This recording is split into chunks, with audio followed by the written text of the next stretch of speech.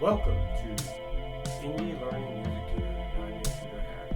You may be wondering why I'm wearing the headphones. It's because I'm going through an audio interface and I need to be able to monitor what I'm doing. I have it off one ear right now because I can't really talk at the same time that I'm covering both of my ears. I don't know what it is. I'm kind of crazy like that. Whatever. Today we're going to talk about notation, and there's going to be a lot of handouts involved in this, and it's not so much really about the playing. What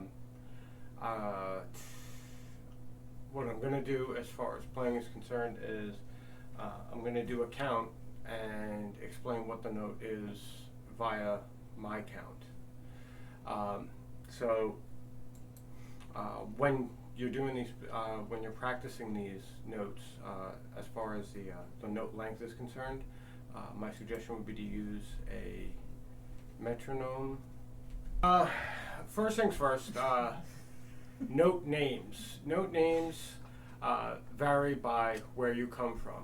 If you're from Europe, you have a separate set of names than you do if you come from America. America, pretty much, they keep the note names in line with the length. A whole note is a full measure. A half note is half a measure, so you could fit two in a full measure. A quarter note is a quarter of a measure, so you can fit four in a measure, so on and so forth, eighths, sixteenths, what have you. In Europe, the English words are semibreve, which is a whole note. There's really nothing different about it, and you'll notice on, I think the handout will be here, maybe. There we go. The handout will be there. Semibreves are half of a breve. A breve is actually 2 measures long. But those are not very common in contemporary music. That is more of a 18th century and earlier tool.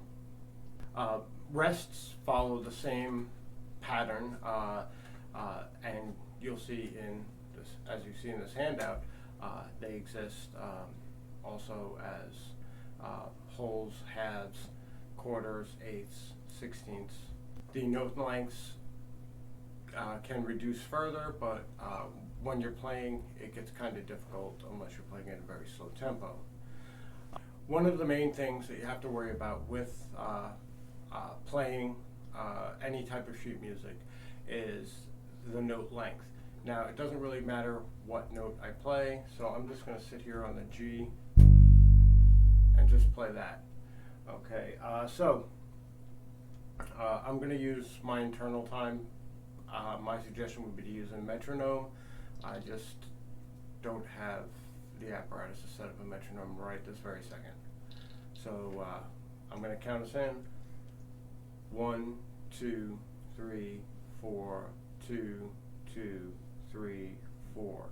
1, 2, 3, 4, 2, 2, 3, 4, 3, 2, 3, 4, 4, 2, 3, 4. Stop. Now you'll notice that after I say the 4, I am still carrying the note until when the next count would be. Half notes count as 2 beats in a measure, so there'll be 2 of them in each measure.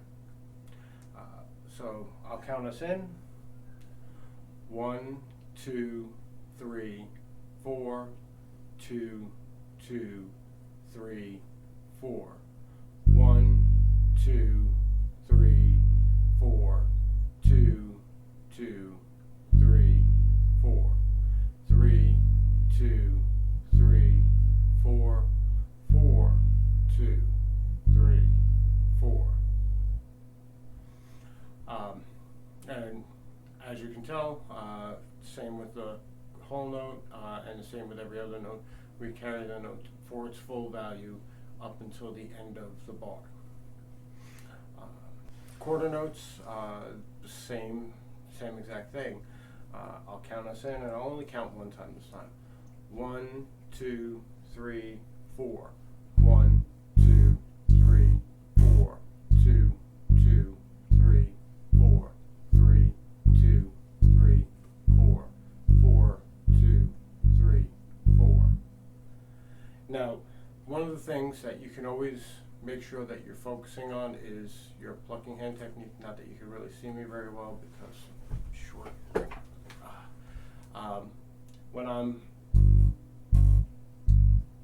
When I'm playing, I'm making sure to alternate my fingers, and going all the way back to some of the primary skills. You're always going to be using these things; they're foundations. So it's always good to pay attention. You could just, but that's really not good technique. And when you start playing faster lines, when you start getting a little more creative, and you wanna go, you're just not gonna be able to do that with one finger. It's a little too difficult, even at that slow tempo. So eighth notes, same deal. We're just going to be cutting the quarter notes in half, so 1 and 2 and just like how we count in the subdivisions, this is how we count our eighth notes. So I'll count us in. I'll only do one count. I'll do 2 counts because how we count in when we start on an eighth note is a little bit different than how we count in when we start on any other note or any larger note. 1, 2, 3, 4, 2 and 2 and 3 and 4 and 1 and 2 and 3 and 4 and 2 and 2 and 3 and 4 and 3 and 2 and 3 and 4 and 4 and 2 and 3 and 4 and again, pretty standard stuff. But practicing note length is very important. It's something that you're going to need to use in your creativity. It's an important part of expression. It's an important part of articulation. 16th notes, which if you remember from the subdivisions class, I count them as E and A, so 1 E and A, 2 E and A. And again, when we count these in, we count in the subdivisions when we're starting with them. So 1, 2, 3, 4, 1 E and A, 2 E and A, 3 E and A, 4 E and A, 1 E and A, 2 E and A, 3 E and A, 4 E and A, 1 E and A, 2 E and A, 3 E and A, 4 E and A, 1 E and A, 2 E and A, 3 E and A, 4 E and A, 1 E and A, 2 E and A, 3 E and A, 4 E and A. Are you done, Kat? So there's our 16th notes. My kitties are being relentless, so I apologize about the noise. Dotted notes. Something needs to be said for dotted notes. What a dot at the end of a note, not underneath, not over the top, but on the right-hand side of the note on the paper, means that you are taking half of that note value and adding it onto the note. So in the handout, which is right here, we use a whole note as our example. So a regular whole note is 1, 2, 3, 4, stop. A dotted whole note would be 1, 2, 3, 4, 5, 6, stop. Now, the caveat to that is that if you add more dots, you're having the dot then. What that really means is that if you have 2 dots after a whole note, you're not adding another 2 beats to it, you're adding another 1 beat, because the previous dot added 2 beats, and now the second dot is going to add only 1 beat. So you have a regular whole note, 1, 2, 3, 4, stop. One dot, 1, 2, 3, 4, 2, 2, 3, stop. Then, if you add another dot, you get to 7.5, so on and so forth. You'll never actually reach 8 because you're always increasing only by half. As I had said before, there is a double whole note.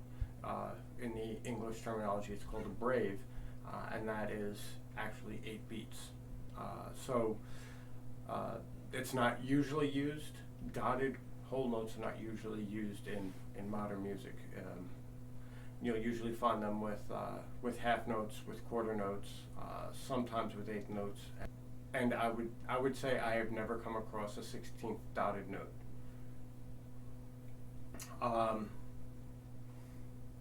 So that's notation. The handouts are available on my Patreon. The link is in the video description on YouTube. And enjoy practicing and have a great day.